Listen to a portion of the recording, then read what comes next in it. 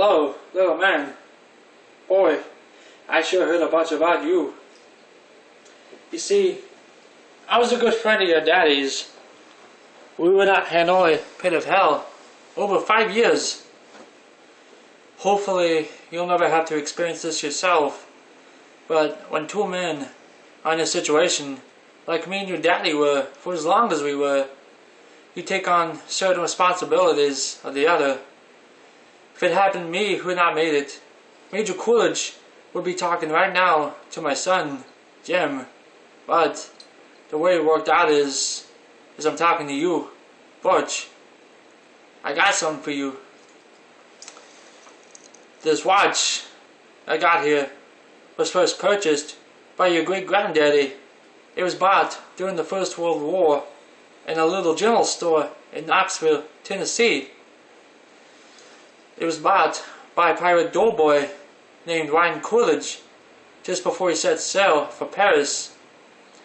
It was your great-granddaddy's war watch, made by one of the first companies to ever make wristwatches. See, up until then, people just carried pocket watches. Your great-granddaddy wore that watch every day he was in that war. Then, when he had done his duty, he went home to your great-grandmother. He took the watch off his wrist. Then, he put it in an old coffee can, and in that can it stayed until your granddaddy, Dane Coolidge, was called upon by his country to go fight the Germans overseas once again.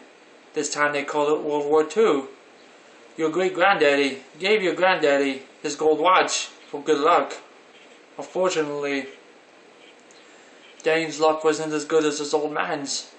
Dane was a Marine and he was killed along with the other Marines at the Battle of Wake Island.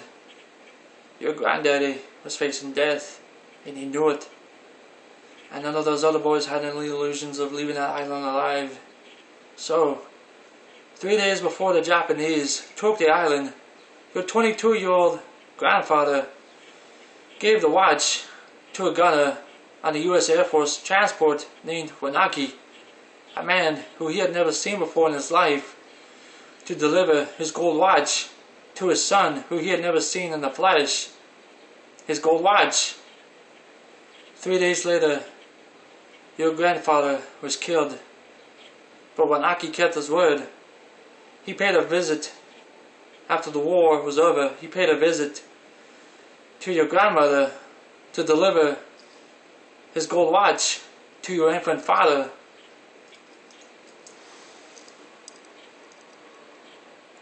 This watch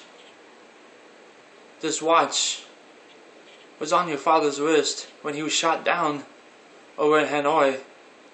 He was captured, put into a Vietnamese prison camp, and he knew that if the gooks ever saw the watch, it'd be confiscated.